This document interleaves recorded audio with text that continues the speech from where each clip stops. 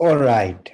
So now we're going to talk about step 4. Up till now, we focused on 3 steps in relation to revenue recognition, which was identify the contract with the customer, determine all your performance obligation under the arrangement, and determine the contract consideration. So once we've determined the contract consideration and performance obligation, it is now important for us in that process is to allocate the contract consideration to each of the performance obligation, right? So how do you allocate the contract consideration to each of the performance obligation? And the process is fairly simple if you only have a single performance obligation, right? I mean, if I have only one performance obligation, then whatever is the contract consideration gets allocated to that performance obligation.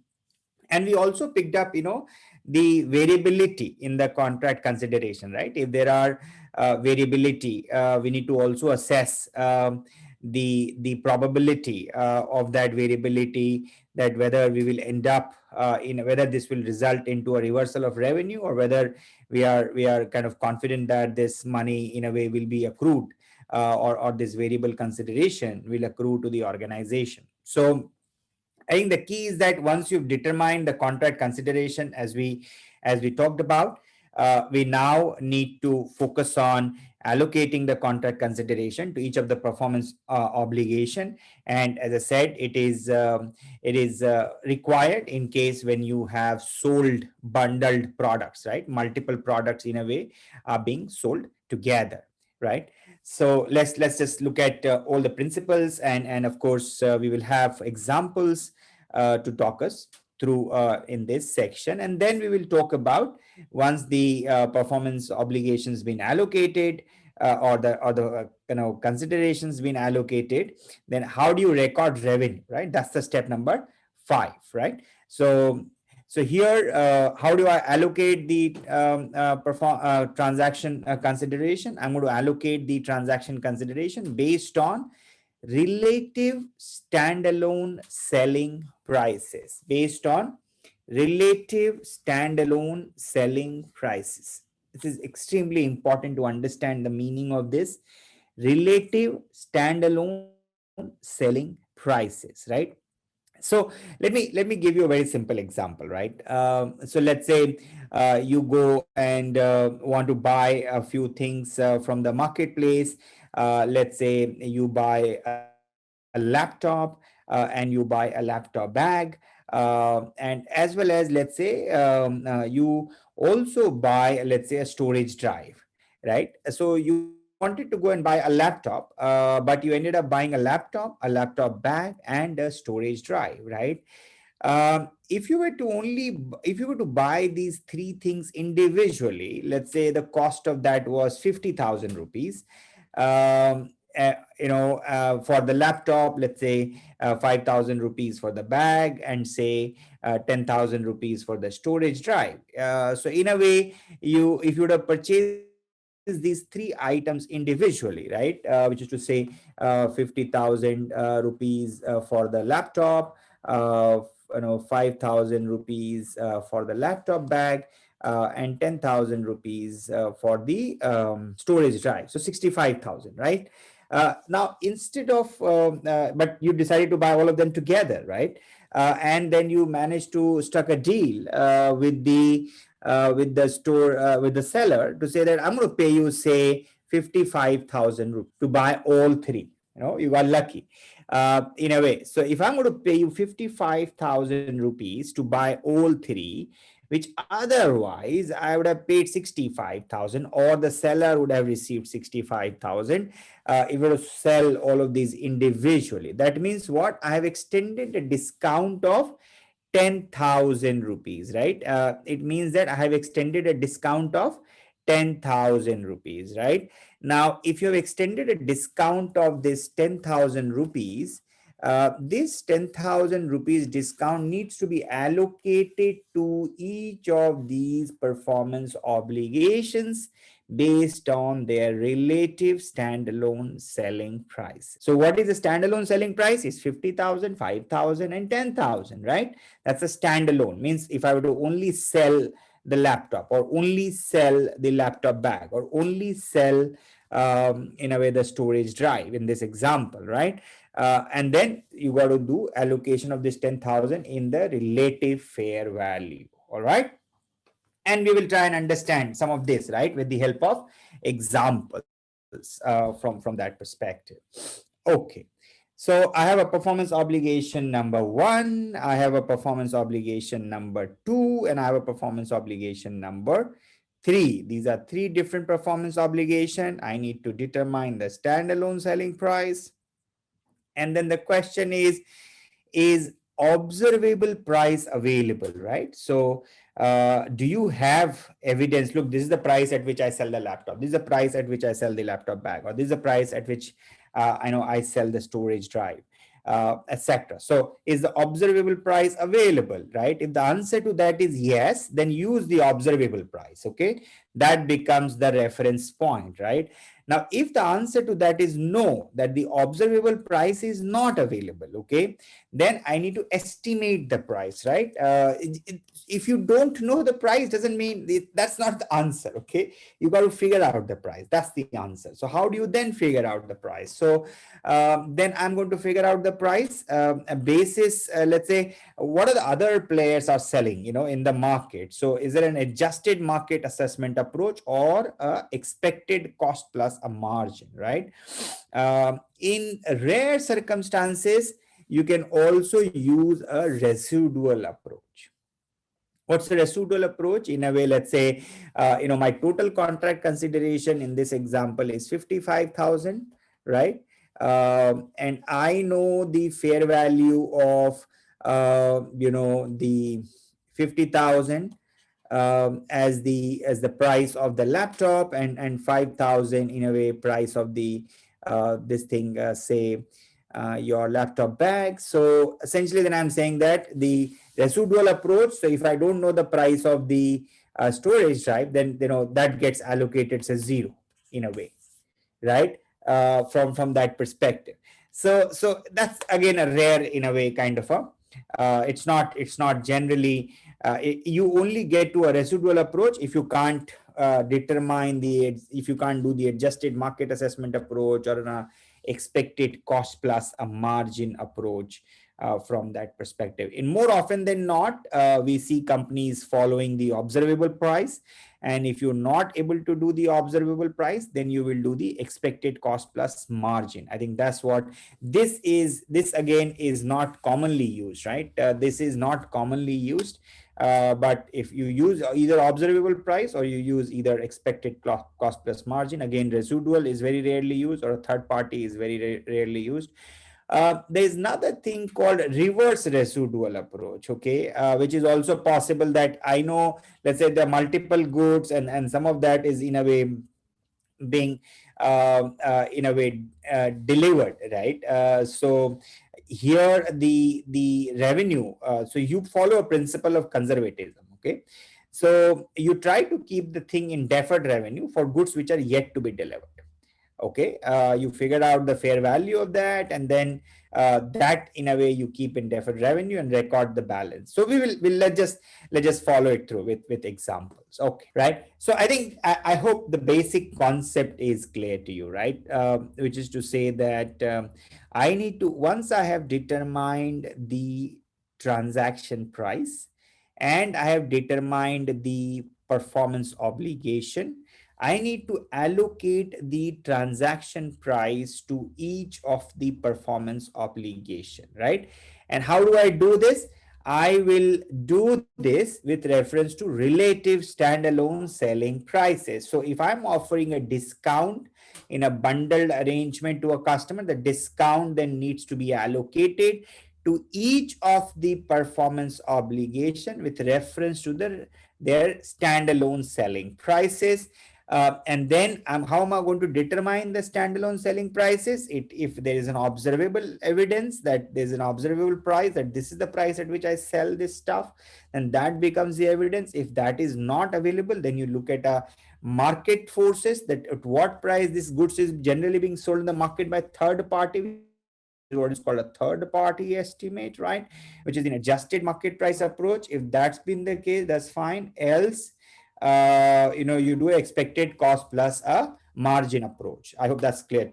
So let's now look at this with the help of an example. So in this example, a customer receives a discount for purchasing a bundle of goods or services if the sum of the standalone selling price of those promised goods or services in the contract exceeds the promised consideration in a contract, right? So you are receiving a discount, as I was trying to say, right? That individually you are selling those three items that the sum total there is 65,000, but actually you've been able to do the deal at 55,000. So individually it was 65, so it exceeded the amount which you receive, individually exceeded the amount which you're paying. So 10,000 is nothing but a discount. So unless an entity, and this is important, right? Unless an entity has observable evidence that the entire discount relates to only one or more, but not all performance obligation in a contract, the entity shall allocate a discount proportionately to all performance obligation in the contract. Now, what does this mean, right? Now, if I go back to my that example, right, this laptop and bag and the storage drive, right, say for 50,000, say 5,000 and 10,000, 65,000, but I'm selling it for say 55,000.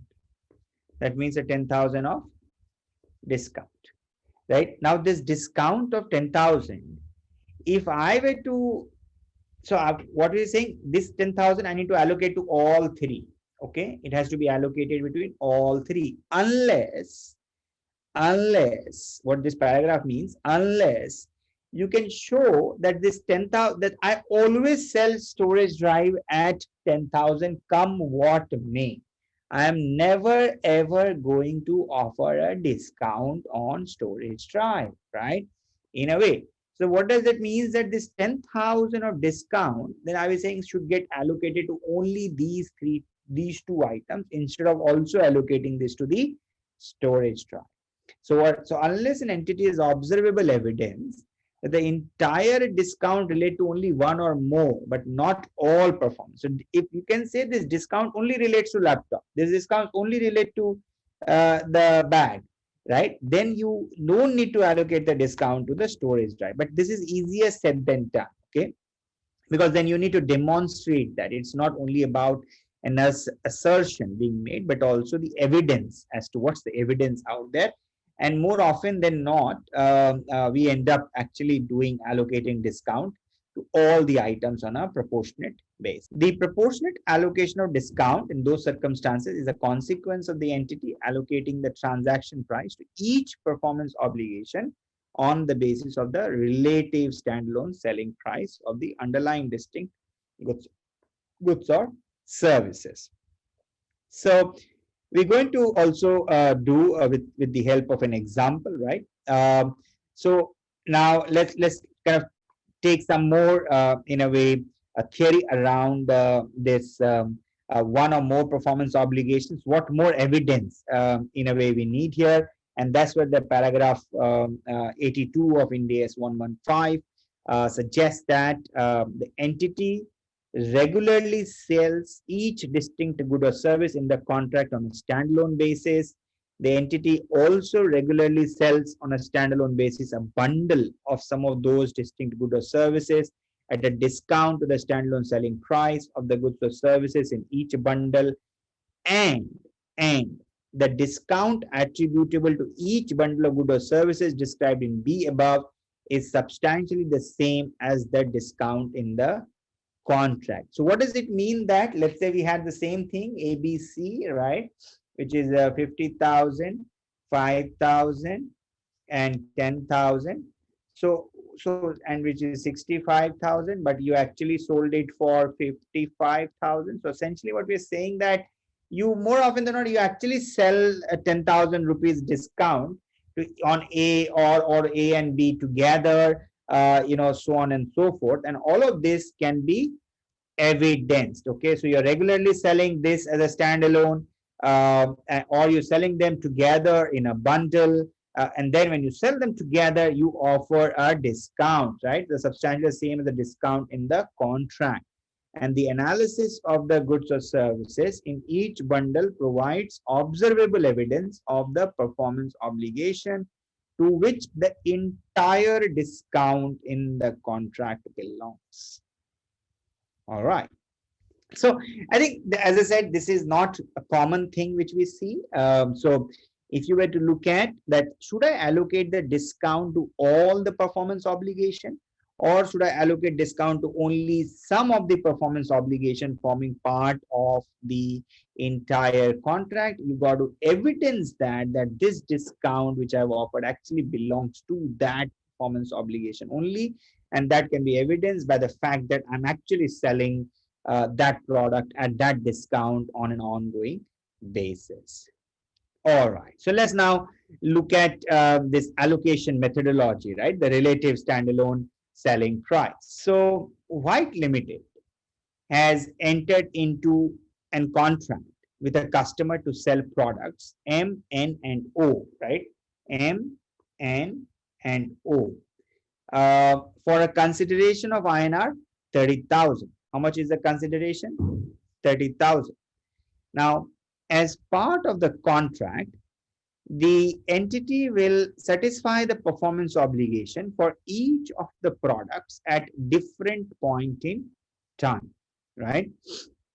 Product M is sold regularly by White Limited, and therefore the standalone selling price is directly observable. Okay. Now, as part of the contract, the entity will satisfy the performance obligation for each of the product at different point. I mean, if you satisfy all together, anyway, it doesn't matter much then, right? The revenue, anyway, you're going to record all of them together, right? Then only it matters that if there are sale of goods and services, how do you split between the sale of goods and the services? Now, product M is sold regularly by White Limited, and therefore the standalone selling price is directly observable. For product N and O, the standalone selling price are not directly observable. Okay. Now, White Limited must estimate the standalone selling price for product N and O. And we said how you'll estimate, either based on adjusted market price or based on cost plus margin, or you can follow a residual approach, or in a very rarest of the rare, you can follow a reverse residual approach as well. As they're not, so in this case, they're not, you need to estimate the standalone selling price. White Limited uses the adjusted market assessment approach for a product N, and for N I'm doing this, and the expected cost plus a margin approach for product O, right? In making those estimates, White Limited maximizes the use of observable input. Now, White Limited estimate the standalone selling prices as follows. All right, example continues. So my product M, N, and O is 15,000 directly observable, 7,500, and 22,500 based on expected cost plus a margin. So how much is my total consideration I should have received if these are being sold on a standalone basis? That is 45,000, right? But at what price I've agreed to sell all three together is 30,000. I've agreed to sell all three together at 30,000. Now I need to determine that, allocate the transaction price to each product, each performance obligation under the contract. So how I'm going to do it? Based on relative standalone selling prices, right? So I now have standalone selling prices to each of these performance obligation as the information is provided. I also know my total contract consideration, step 3, which I'm entitled for, which is 30,000. I now also know how much is the discount, right, which I have offered, which is 45,000 minus 30,000, which is 15,000. So essentially what we're trying to say here is that you got to allocate this discount of 15,000 to each of these product categories M, N, and O on a relative standalone basis. So how am I going to do it, right? And that's what you do. The customer receives a discount for purchasing the bundle of goods because the sum of the standalone selling prices exceeds the promised consideration. Now, White Limited considers that there is no observable evidence about the performance obligation to which the entire discount belongs. The discount is allocated proportionately across product M, N, and O. Okay, so we don't have any evidence that this discount belongs to M or N or O. Since I don't have that evidence, right, I'm going to allocate this to all three in the relative standalone fair value, which is how. So I'm getting 30,000. So 15,000 is the discount, right? 15,000 divided by 45,000 into INR 30,000. Sorry, 15,000 is the fair value, okay, of that, or you can do both ways also, right? I mean, you will get the same answer. In this case, 15,000 is the standalone selling price. So 15,000 divided by 45,000 into 30,000 on a relative basis. That's what you get for product M. And then similarly for N, you get 5,000, and O, you get 15,000. So in total, we get 30,000. So in a way, if you see, everywhere we allocated the discount in the same proportion, right, which is 1/3. So essentially 45,000, I offered a discount of 15,000 on 45,000, which is what, 15,000 over 45,000, right? 1/3. Okay, now 1/3 is 33% discount. Broadly is gets allocated to each of them.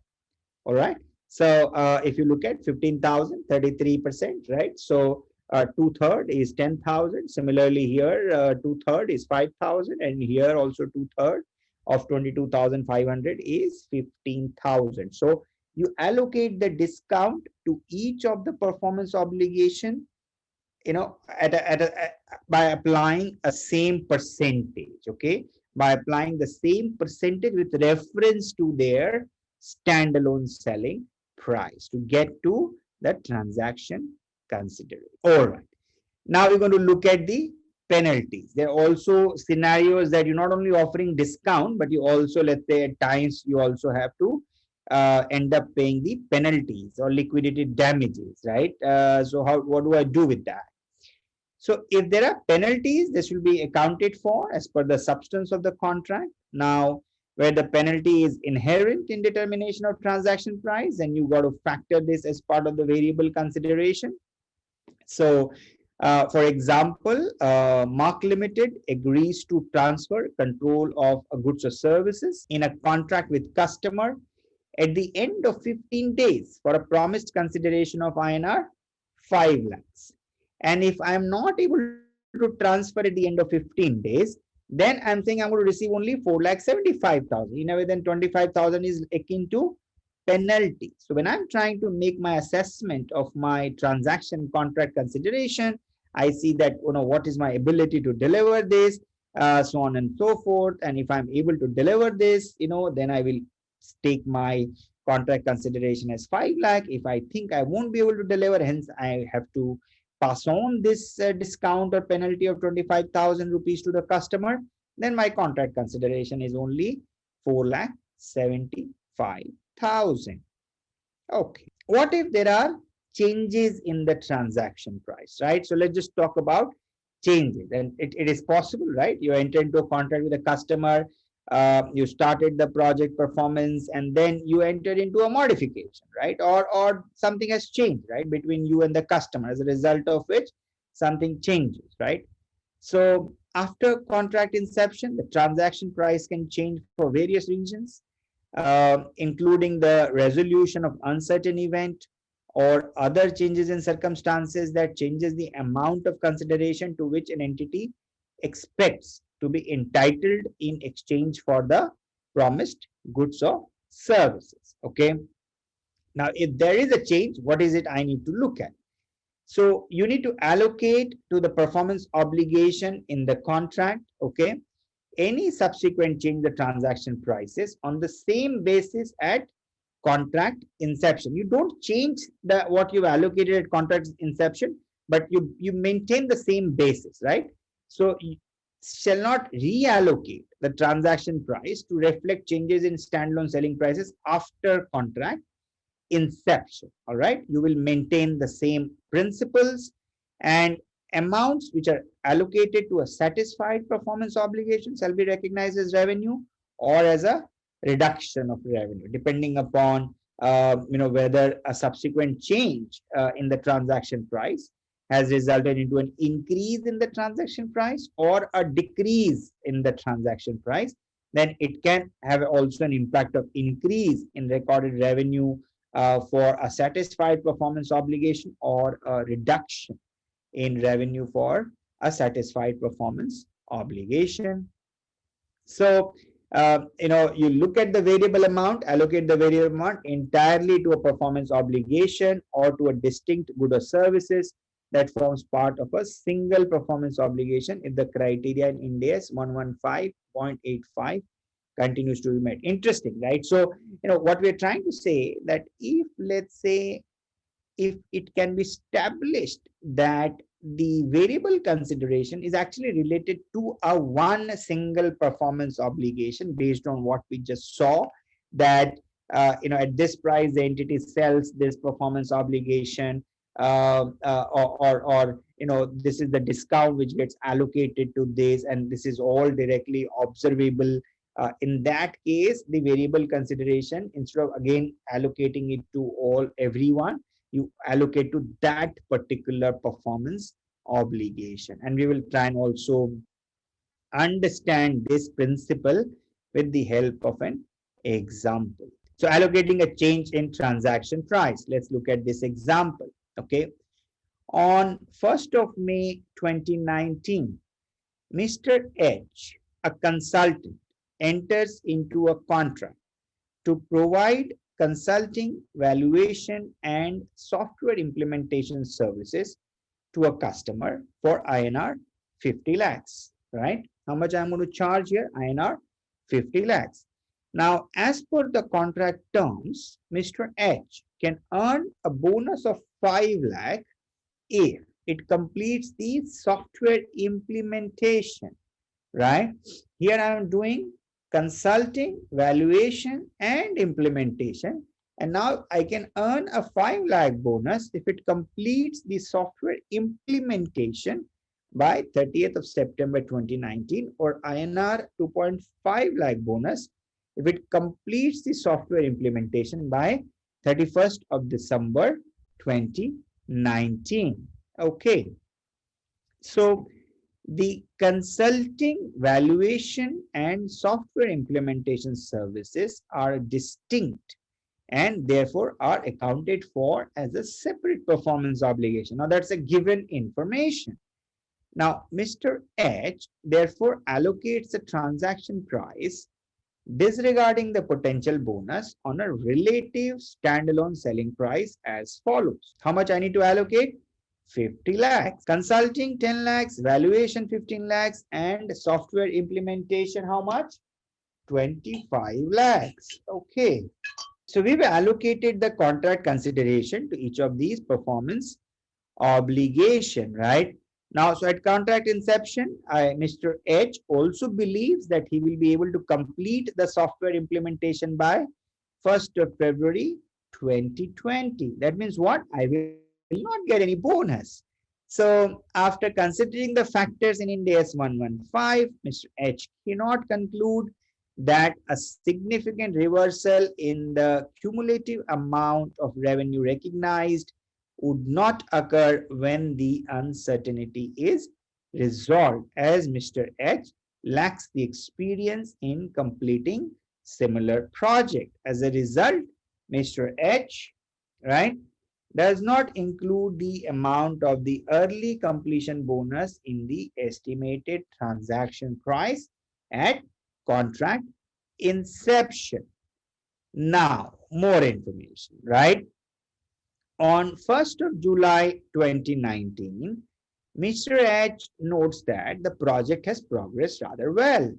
and it will be completed by, and the software implementation will be completed by 30th of September 2019. So now I know 3 months in advance. As a result, Mr. H updates its estimated transaction price to reflect a bonus of 5 lakhs. Now, after reviewing its progress as of 1st of July 2019, Mr. H determines that it is 100% complete in satisfying its performance obligation for consultancy and evaluation, and 70% complete in satisfying its performance obligation for software implementation. So how much I have allocated to each of them? I allocated 10, 5, and 25, right? No, I allocated, let me just quickly check. I've allocated 10, 15, and 25, right? I allocated 10, 15, and 25, right? 10, 15, and 25, total 50, right? So now I've completed the consulting, I completed the valuation, and this is done 70%, okay? And now I also believe that this bonus is also going to accrue to me, which is related to software implementation. So what do I do on the 1st of July, right? So when you look at my revenue recognition, so I'm going to record the entire revenue, allocate the bonus of 5 lakh to software implementation, because that is directly related to software implementation. So my total contract consideration has now become 55 lakhs, right? But the entire 5 lakh gets allocated to software implementation services, okay? And then I'm going to record how much as revenue. I'm going to record for software implementation as 21 lakhs, right? 70% of 30 lakhs, and that the other bit I've already recorded, 10, 15, and in a way 20. So my total revenue recorded till this point in time is going to be 46 lakhs. All right. So I hope this thing in a way makes sense for you. In terms of the step 4 is allocate the contract consideration to each of the performance obligation, right? Allocate the contract consideration to each of the performance obligation using a relative standalone selling price. And relative standalone selling price essentially means you got to first determine the standalone selling price of each of the performance obligation, and that you determine based on if there is an observable price, then that becomes a price. If the observable price is not available, then you look at an adjusted market price. If that's not available, then you look at an expected price, which is the cost plus margin. If that's not available, then you look at a residual approach, and if that's not there, then you're going to look at a reverse residual approach. So in a way, standard is comprehensive to give you answer in all possible situations, right? Now once you have determined the standalone selling price, you know my transaction consideration, and then you know the discount, you allocate the discount in the same proportion of their selling prices, right? Which is what is called relative standalone selling prices. And then if there are subsequent changes to the selling prices or the transaction consideration, then you maintain what you've done at inception and then allocate on a similar basis. And then we also talked about the principle of allocating the discount not to all components of performance obligation, but to a individual component of performance obligation, right? If you can evidence that, and we saw those 3 criteria that it has to be observable, you should be selling it, and you can demonstrate that, right? This is discount is allocable to only this performance obligation in a way from that perspective. All right, so let's quickly in a way recap what we've talked about. So method of allocating transaction price is observable price available? Yes, then you're going to follow that. No, then you're going to follow these different methodology, which is a adjusted market assessment approach, or expected cost plus margin approach, or a residual approach. Then you're going to look at allocation of discount, which we said you allocate the discount to one or more performance on a relative standalone, or you only allocate to one or two. If there are changes in transaction price, then you're going to look at this based on your original assessment, right? You got to be careful here. And then from a penalties perspective, again, you got to evaluate penalties like a variable consideration, and then account for it appropriately. All right. So now we're going to move to step number 5, right? So we've learned how to identify the contract consideration, what are the nuances around that, and then determine all performance obligations which are forming part of the contract, and then determine the transaction price. And then now we have allocated the contract consideration to each of the performance obligation.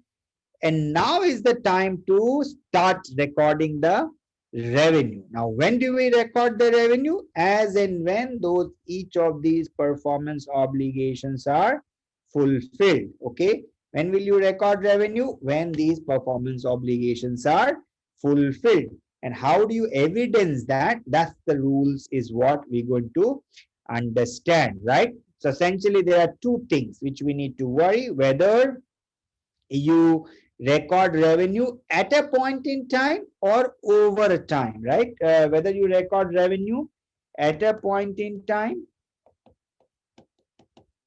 or over time, right?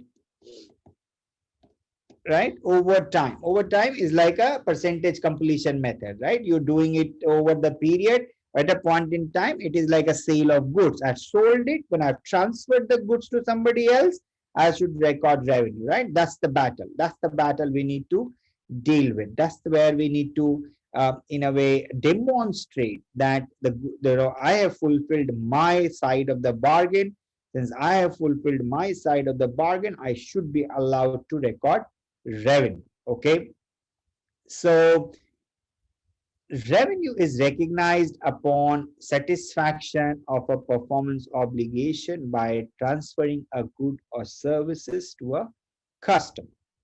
A good or a service is generally considered to be transferred when the customer obtains control, right? There has to be transfer of control. Control transfers over time or at a point in time. Over time or at a point in time. That's important, right?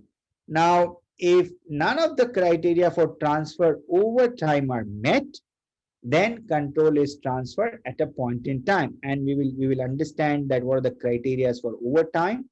And then how do you evidence that the control has been transferred? Is the entity has a present right to payment for the goods or services. The customer has legal title to the asset. The customer has physical possession.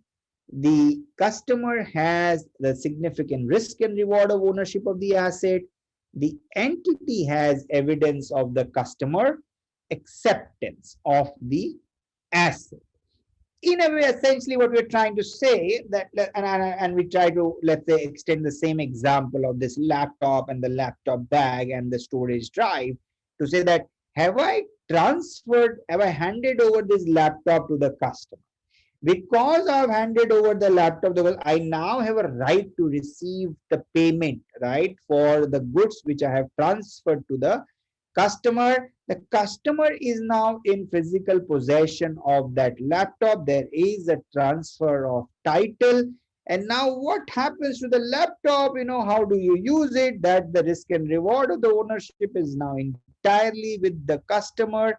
And as a customer, you are happy with what you have received because that is what I promised to deliver. So whatever I have promised to deliver is what I have received. That means I have fulfilled my performance obligation or my side of the bargain, and now it is upon the customer to make the payment, right? To make the payment or fulfill his own contractual obligation. Now that is to demonstrate there is a transfer of control. Now, when do you say that there is a transfer of control? Over time, right? Over time. There are three criteria. You need to fulfill one of them. to assert that there is a transfer of control over time if one of the following three criteria is met. Remember, one of the following three criteria is met. The entity performance, okay, criteria number one, the entity performance creates or enhances an asset that the customer controls as it is created or enhanced, right? The entity performance creates or enhances an asset that the customer controls as it is created or enhanced. The entity performance does not create, okay? So performance is creating or enhancing an asset with the customer control, okay? Now you are not creating an asset with alternative use and the entity has a right to payment for performance completed to date. You're not creating an asset, does not create an asset with alternative use, and entity has a right to payment for performance completed to date, and the customer is receiving and consuming the benefit of the entity performance as the entity performs. This is essentially true in a services contract, right? Services contract. Here what's happening, services are getting consumed as they are being provided, right? So if they are getting consumed as they are in a way being provided, I as the recipient of the services, I am benefiting as they are being provided, right? And from that perspective. So if none of the criteria are met, then the control transfer at a point in time, not over a time. If it is provided a control transfer at a point in time, then you record revenue at that point in time. If it transfers over a time, then you record revenue over that period. Okay, now that's the important distinction. So whether you apply a percentage completion method or you record revenue in its entirety when there is a transfer at a point in time. So if control transfers over a time, an entity is going to select a single input or output method, right? Input or output method to measure progress for a particular performance obligation. Apply the consistent method for all similar arrangements. So once you've decided an accounting policy, so to say, apply it consistently. All right. So let's look at this with the help of an example. Gravity Zero Limited is in the business of construction of space satellites. It enters into a contract with a government agency for construction of a space satellite. Although Gravity Zero Limited is in the business of building such satellite for various customers across the world, the specification for each satellite generally vary based on the technology that is incorporated in the satellite. In the event of termination, the company has right to enforce payment for work completed to date, right? If I were to terminate, the company has a right to enforce payment for work completed to date. You are required to evaluate if contract will qualify for satisfaction of performance obligation over a period of time, right? So what does this mean? That we have to evaluate all three criteria, right, as written in para 35. What are the three criteria we talked about, right? Whether it creates or enhances an asset which is controlled by the customer, whether the benefits are simultaneously being provided and consumed, and or whether you're creating an asset with no alternative use and I have a right to enforce the payment for the performance which has been completed to date, right? So if you meet any one, then you are supposed to record revenue over time. So let's look at this. So in determining the pattern of transfer of control to the customer, the company shall evaluate conditions laid in para 35 of Ind AS 115 as follows. Whether the customer simultaneously receives and consumes the benefit. No, the customer is not receiving here anything till the time I complete the manufacturing process, right? Satellite is fully constructed and no benefits are consumed. An asset created that customer control. No, no, no, no. There is nothing which is in control of the customer at this point in time. No alternate use to the entity and right to seek the payment. Now look, this criteria looks to be met, right? In the given case, the asset is being constructed specifically for the customer. The asset is customized to customer requirements such that any diversion for a different customer will require significant work. Therefore, the asset has practical limitation in putting to alternate use. Further, I have a right to enforce payment if contract was early terminated for reasons other than gravity, zero failure to perform. Therefore, in the given case, criteria is met and such performance obligation is said to be met over a period of time. Awesome. So recognize revenue when performance obligations are satisfied. Okay.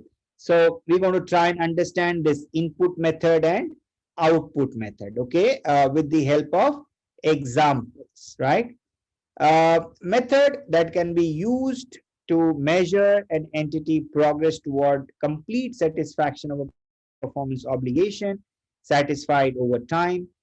Output method. Okay, output method or input method. What is an output method?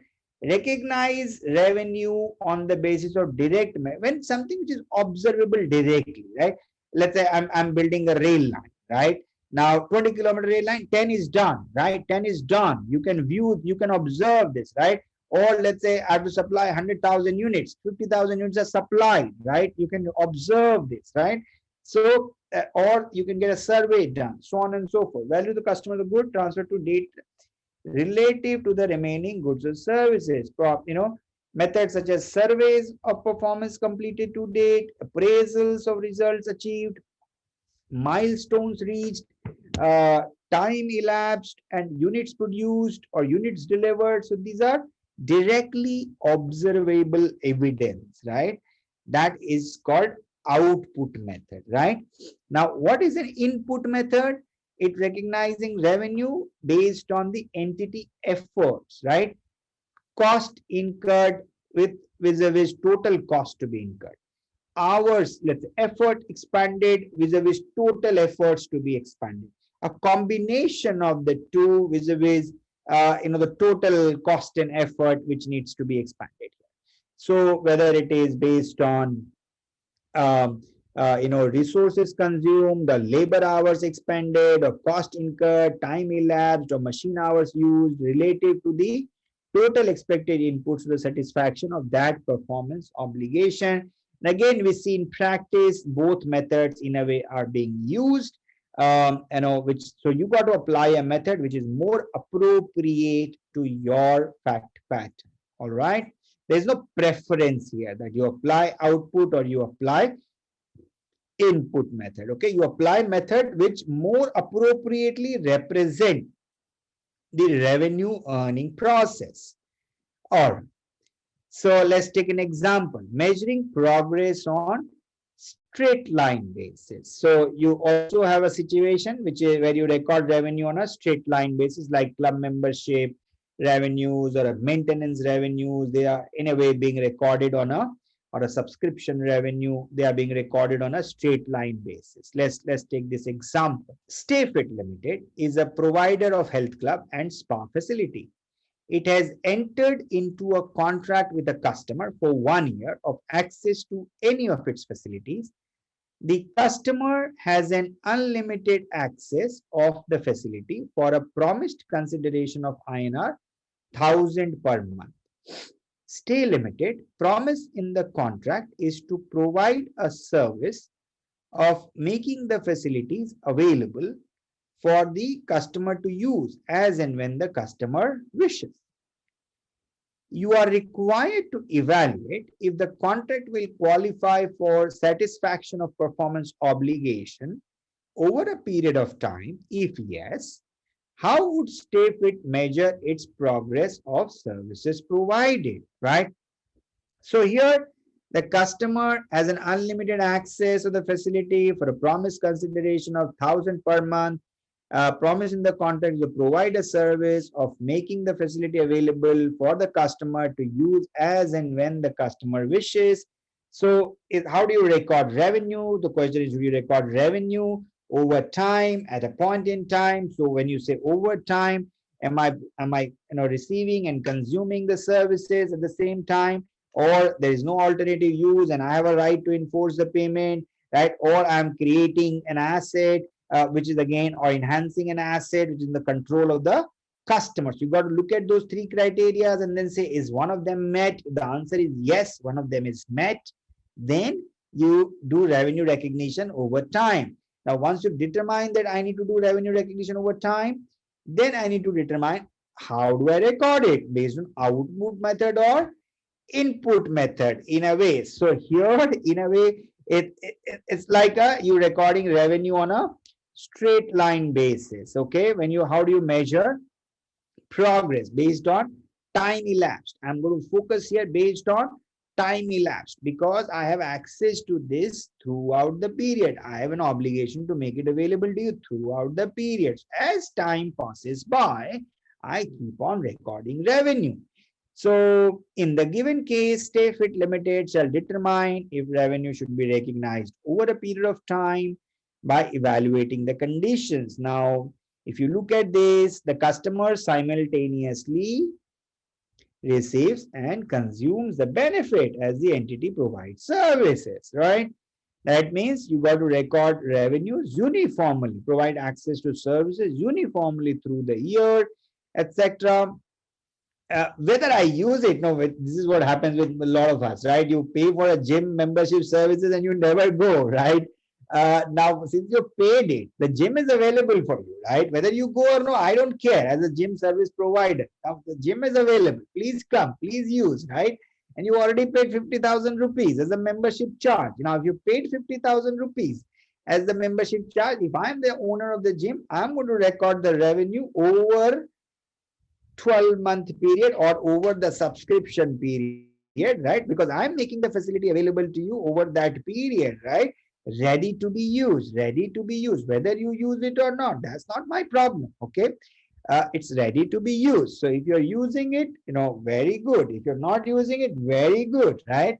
So I'm going to record revenue over a period of time because you are simultaneously receiving and consuming the benefit. Okay, awesome. Consequently, StayFit performance obligation is satisfied over time and then determine how progress should be measured. The services are uniformly provided to the customer based on a straight line basis over the year, like on a time elapsed basis.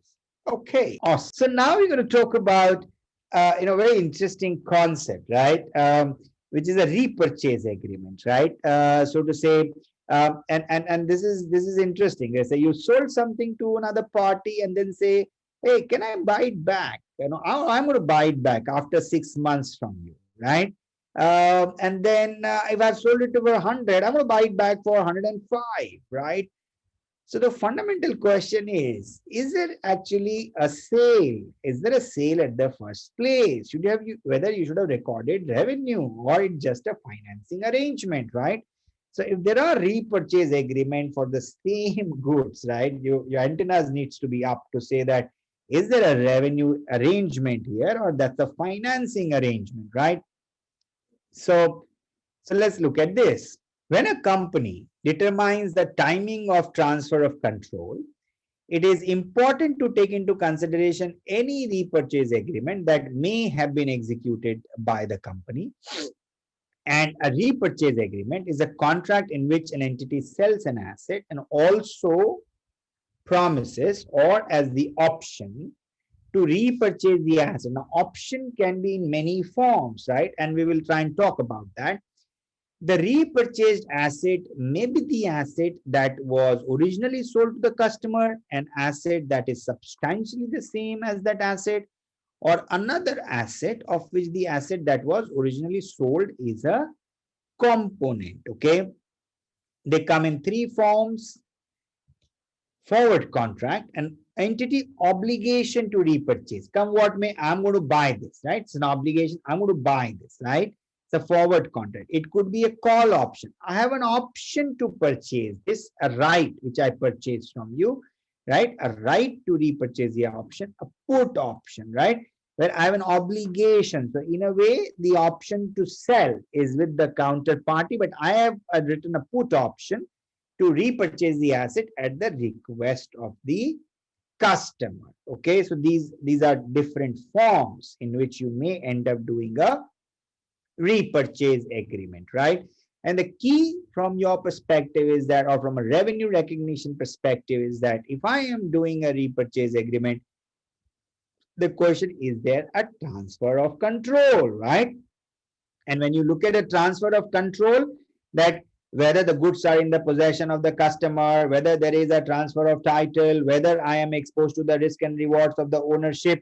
So now here, if there is a repurchase, that the very fact that is, are you exposed to the risk and rewards of the ownership? Then you are not exposed to the risk and rewards of the ownership. If you are not exposed to the risk and rewards of the ownership, then essentially there is no transfer. If there is no transfer, there is no revenue recognition. And if there is no revenue recognition, essentially then that's a financing transaction. Okay, let's look at this example. Peter Limited has entered into a contract with a customer for the sale of a machinery on 1st of April 2019 for INR 5 lakh. The contract includes a call option that gave Peter Limited the right to repurchase the machinery for INR 5,50,000 on or before 31st of March 2020. Okay, you are required to determine how would the entity account for this transaction. Okay, the contract includes a call option that gives Peter Limited the right to repurchase the machinery for INR 5,50,000, right? So I've sold it for 5 lakh. I can buy it back for 5,50,000, right? So how should I account for this transaction? Essentially, looks to me that there was never a sale being made. Okay, Peter Limited has a right to call back the goods up to a certain date, right? The customer cannot be deemed to have acquired control, owning to the repurchase right. Also, the original selling price is lower than the repurchase price. I sold it to you for 5 lakhs. I'm buying it back for 5 lakhs. Then why do I even, why do I do this loss deal, right? This arrangement is construed to be a financing, and so amount received from the customer shall be recognized as a liability by Peter Limited, right? And no, and so cash to liability in a way, and the difference between the sale price and the repurchase price to be recognized as finance cost and recognized over the repurchase term. It may so happen that you don't exercise the call option, okay, or the counterparty doesn't force you to buy this asset back. As and when that uncertainty is resolved, or that period has expired, the 6-month period has expired, right? At that point in time, then you will conclude that as a sale, right? And will reverse the interest cost, etc., which you have recorded in this arrangement. Okay, let's look at another example of a put option. Okay, Mark Limited has entered into a contract with a customer for the sale of a machinery on 1st of April 2019 for INR 5 lakh. The contract includes a put option that gives the customer, it includes a put option that gives the customer the right to sell the machinery for INR 4,50,000. Okay, so at what price I purchased this? I purchased this at a price of 5 lakh. The contract includes a put option. So I'm going to that customer the right to sell the machinery for INR 4 lakh 50,000, okay, on or before 31st of March 2020. Now, the market price for such machinery is expected to be INR 3,75,000. That's an important thing. I sold it to you for 5 lakhs. You can put it back to me. For what price? 4,50,000. Well, the market price would have been only 3,75,000. So how do I account for this transactions? In a way, it is likely that I will be forced to buy back this because the price is significantly different than the market price, estimated market price. Okay. So mark limit is an obligation to buy back the goods up to a certain date, to evaluate if the customer has a significant economic incentive to return the goods, and since the repurchase price is significantly higher than the market price, I, as the customer, has an incentive to sell it back, right? In this scenario, mark limited determines that the control of goods is not transferred to the customer till the time the put option expires. And in that case, the customer only has a right to use the machine against the payment of 5 lakhs. Essentially, they're paying 50,000 rupees for using it for 4,50,000. Therefore, this will be accounted as a lease transaction in which the difference between the original selling price and repurchase price shall be accounted as lease income over the period of lease. Over a 6-month period, I'm going to record 50,000 rupees as my rental income. Upon expiry of the put options, if the customer does not exercise the put option, then the control of the machinery would be passed to the customer at that time, and revenue shall be recognized for sale of machinery for repurchase price, that is INR 4,50,000. Awesome. So we talked about the repurchase agreement. We've talked about vanilla arrangements in terms of assessing whether revenue should be recorded at a point in time or over time. Okay, at a point in time or over time. And if you're recording it over time, we also talked about that you got to assess the method of revenue recognition, which is an output method or an input method. And we also picked up an example where we did this on a straight line basis over the terms of the arrangement or over the performance period, right? And then we talked about this repurchase agreements to actually look at what's the substance of the transaction. And in substance, is there a transfer of control? And if there is no transfer of control, you're not supposed to record revenue. If there is a transfer of control, then you're supposed to record revenue over time or at a point in time. In these couple of examples we saw, there was no transfer of control, right? Now let's look at another scenario, which is bill and hold. Okay, bill and hold means what? I have cut an invoice to the customer. I already have the goods in possession, but instead of shipping the goods to the customer location, I've kept the goods in my warehouse. Okay, now in a way, you cut the invoice, the goods are not in the possession of the customer. Now, if the goods are not in the possession of the customer, can I record revenue, right? And that's an interesting question. Should I record revenue? And that's where the standard provide you certain criteria that if you were to fulfill these criteria, then you may be able to record revenue in a bill and hold scenario. But again, in a practice, we don't see too many companies being able to record revenue in a bill and hold scenario, right?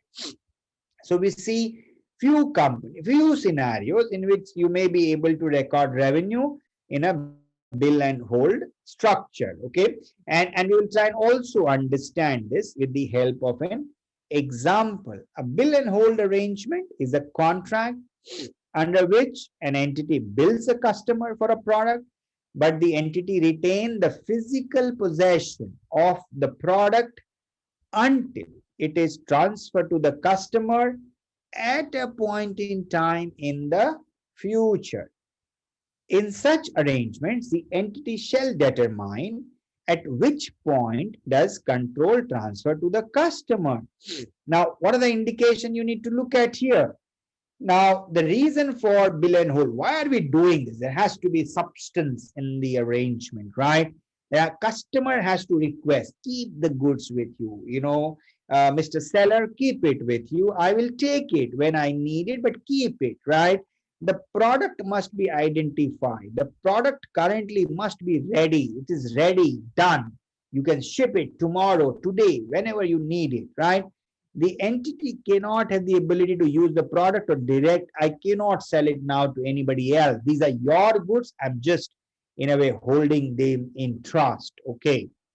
Now, entity shall determine if it has any additional performance obligation, which generally comes like custodial services, okay, which would need to be segregated and accounted separately when such performance obligations are met. Awesome. Okay, so let's look at this in a way with the help of an example. On 1st of April 2018, Saturn Limited enters into a contract with a customer for the sale of a machine and spare parts. The manufacturing lead time for the machine and spare parts is 2 years. Okay. Upon completion of manufacturing, so the manufacturing lead time is 2 years. It takes a substantial amount of time. Upon completion of manufacturing, the entity demonstrates that the machine and spare parts meet the agreed upon specification in the contract. In this contract, the promise to transfer the machine and spare parts are distinct and result in two performance obligations that will be satisfied at a point in time. On 31st of March 2020, essentially after 2 years, the customer makes the payment for the machine and the spare parts. However, the customer takes only the physical possession of the machine. Although the customer inspects and accepts the spare parts, the customer requests that the spare parts be the legal title, the spare parts be stored, spare parts be stored at Saturn Limited warehouse. Because of its close proximity to the customer factory, the request has been made by the customer. The legal title to the spare parts is with the customer, and these parts can be identified as belonging to the customer.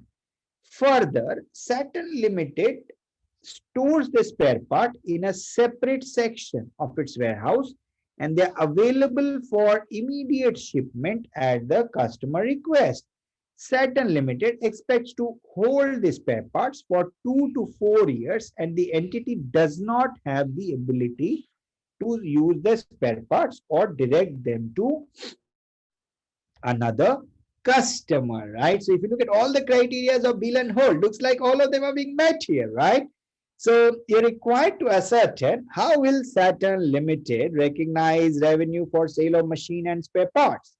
Is there any other performance obligation attached to this goods? Yeah, essentially, for how long you're supposed to keep this, guys? You're supposed to keep this for 2 to 4 years. If I'm supposed to keep this for 2 to 4 years, that is, I'm going to provide a storage services, right? Storage services are also a performance obligation, because if something gets damaged, I may be responsible, right? So we got to provide that, they identify that as an additional performance obligation. So when I look at the solution, the company has made sale of two goods, which is machinery and the spare parts. When control is transferred, and also agreed to hold the spare parts for a period of 2 to 4 years, which is a separate performance obligation. So there are 3 performance obligations: sale of machine, sale of spare parts, and custodial services for storing the spare parts. Revenue recognition for each of the 3 performance obligations. How do you record them? Sale of machinery at a point in time, sale of spare part at a point in time. But I need to ascertain this bill and hold, right? Machine has been sold, handed over. So on 31st of March, I'm going to record the revenue, right? Accordingly, revenue shall be recognized on 31st of March 2020. Now, when I look at the revenue recognition for spare parts, right? The customer has made payment for the spare parts and the legal title has been passed to specifically identified goods. Spares continue to be physically held by the entity. In this regard, the company shall evaluate if the revenue can be recognized on bill and hold basis if the following criteria are met. The customer has requested the product must be identified, must be ready for shipment, and entity cannot have the ability to use the product or direct it to another customer. Now, all these criteria are met, right? Since all these criteria are met here, what do? I'm going to record revenue for sale or spare parts on 31st of March 2020, right? Now, the third thing is the custodial services, right? Which is the storage services, shall be given for a period of 2 to 4 years from 31st of March 2020, right? Recognized on a straight line basis over a period of time. So I'm going to make an assessment 2 to 4, 3-year, maybe an average period. So I'm going to record this over a 3-year period on a straight line basis. Or I hope this is clear. Okay, good. So now we are going to do a case study, right? Which is adapted from May 29, right? For 5 marks, not a big question, but let's just go through this question.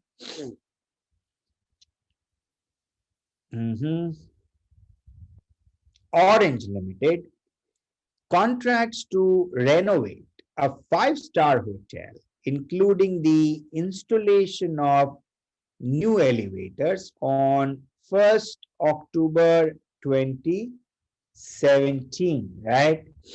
So it contracts to renovate a 5-star hotel, including the installation of new elevator on 1st of October 2017. Now, Orange Limited estimates the transaction price of INR 480 lakhs, right? Total contract consideration is 480. The expected cost of elevator is INR 144 lakhs and expected other cost is INR 240 lakhs. Now, Orange Limited purchases elevator and they are delivered to the site 6 months before they will be installed. I've already purchased and I've also delivered, right? Awesome. Now, I'm using an input method based on cost to measure progress towards completion. The entity has incurred actual other cost of INR 48 lakhs, right? INR 48 lakhs. How much is my total transaction price? 480 lakhs. How much is my total cost? Is 144 elevators plus 240 of the other cost. That means it is 384 is what my total cost is expected to be. How much is my total revenue? 408. Okay. I've already purchased the elevators and delivered, and I'm going to follow the input method. And how much I have incurred the cost against this 240? I have done 48, right? And this 144 is also I have incurred.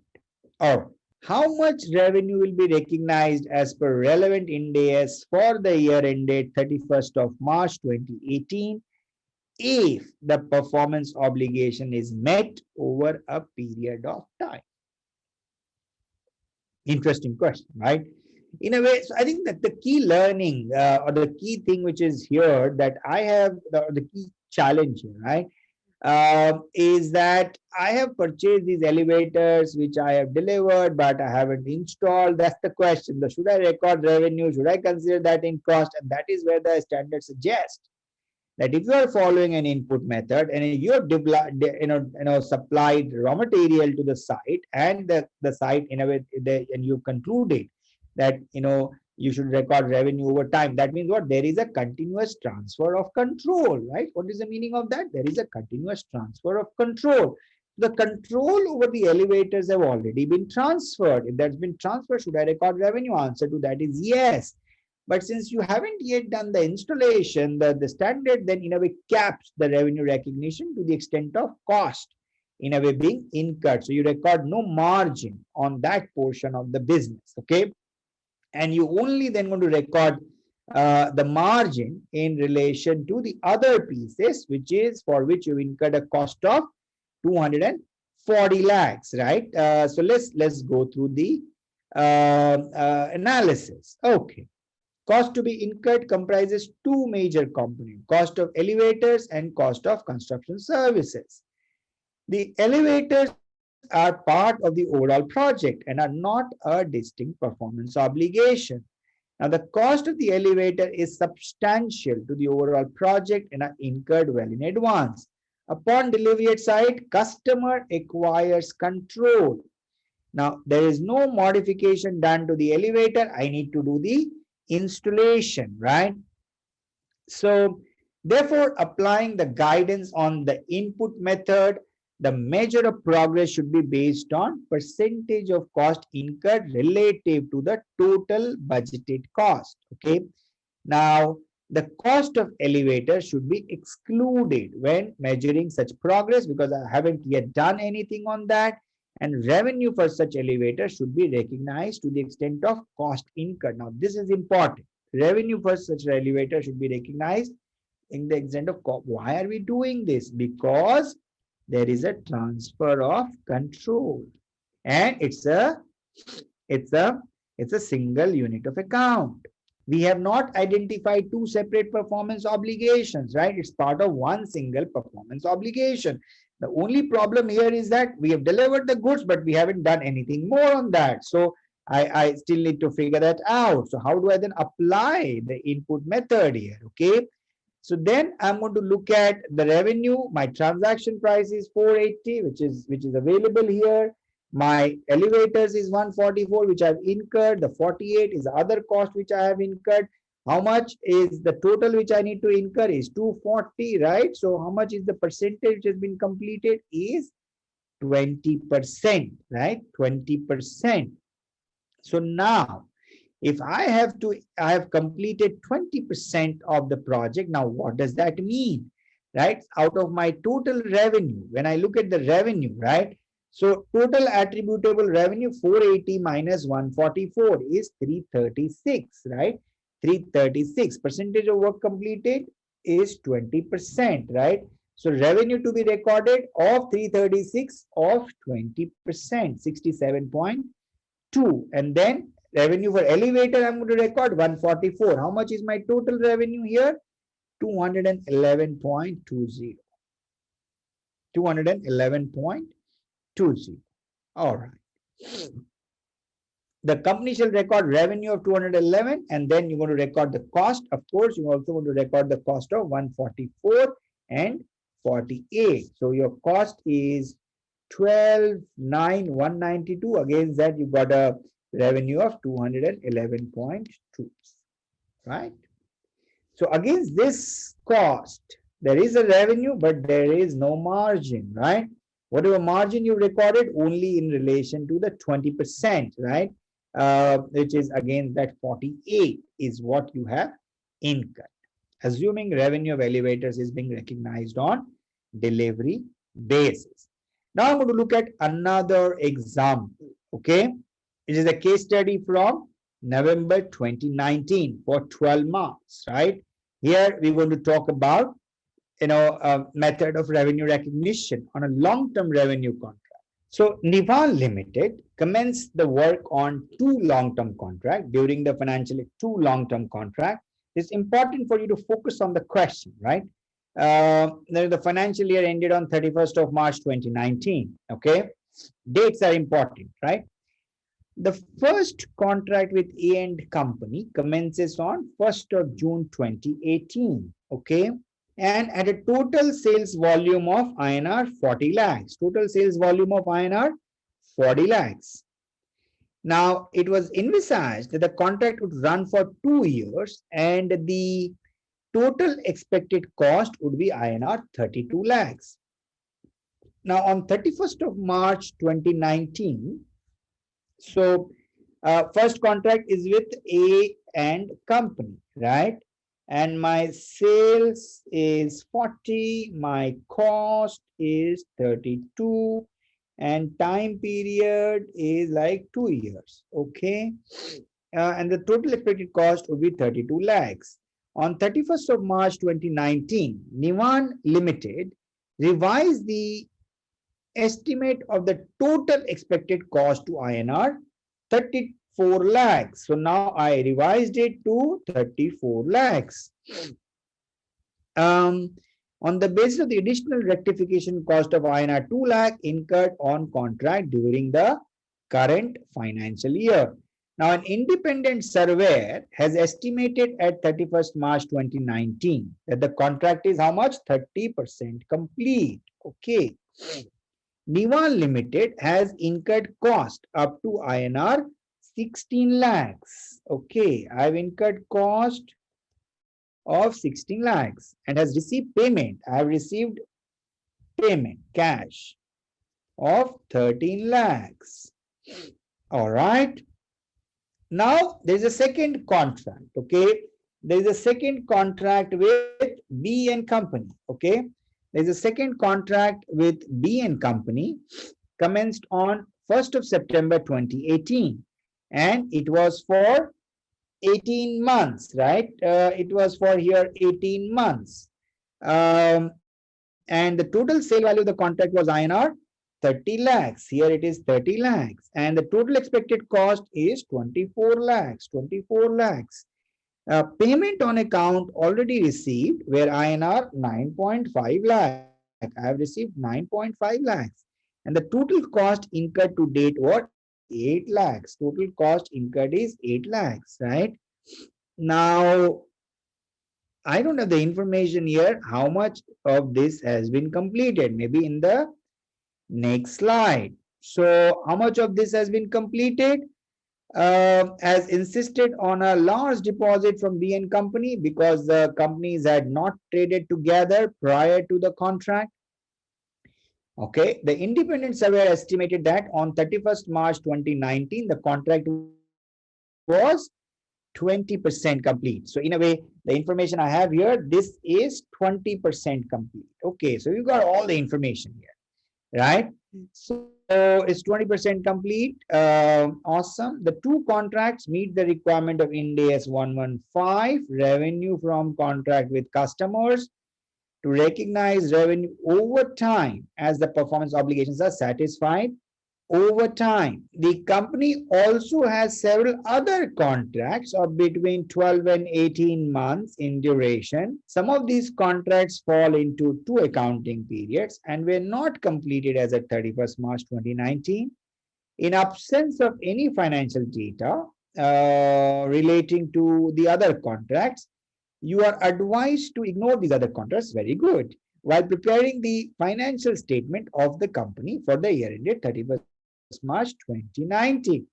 Now prepare the financial statement extract for Nivan Limited in respect of the two construction contract for the year ending 31st March 2019. So what's the meaning of the financial statement extract? That means what is my revenue balance sheet situation and what is my P&L situation, right? So is what I am going to look at here as of 31st of March 2019. Okay, so let's look at the solution. Okay, first thing, I'm going to just plot everything together of total revenue. You saw the way we plotted this table showing total revenue, expenses, and profit or loss of the contract for the year. So what's my revenue? In one case, a 30% complete. So I'm doing the survey method, right? That means an output method. So 30% you guys said A&M 30% complete, and this guy said 20%. That's my contract consideration. And then the 12 is the revenue and 6 is the revenue. Total revenue is 18. Similarly for cost, right? I got 34 as the cost, right? Assuming that 2 is normal and 30% complete, 10.2, 24 is my cost and 20% is complete. So I got my total cost, right? I've got the revenue and the cost. 3 is my profit. Now, that is based on the assumption that the 2 lakh rupees of the extra cost which I have incurred, that's a normal cost. If that 2 lakh is to be considered as an abnormal cost, then it will be recorded as immediately as a charge, right? So that's an assumption. Important for you to note all the assumption. Rectification cost of 2 lakh has been treated as normal cost. Hence, total cost has been considered as INR 34 lakh. However, in case this 2 lakh is treated as abnormal cost, that expenses due for the year would be INR 11.6 lakhs, right? 32 lakhs, 30%, and 2 lakh on top of that, right? Accordingly, in this case, the profit will then 0.4 lakh, and then all of that will change, right? So here, we're just trying to give perspective on both the assumptions, okay? Now, so I've got the total revenue, I've got the expenses, and I've also received the profit, right?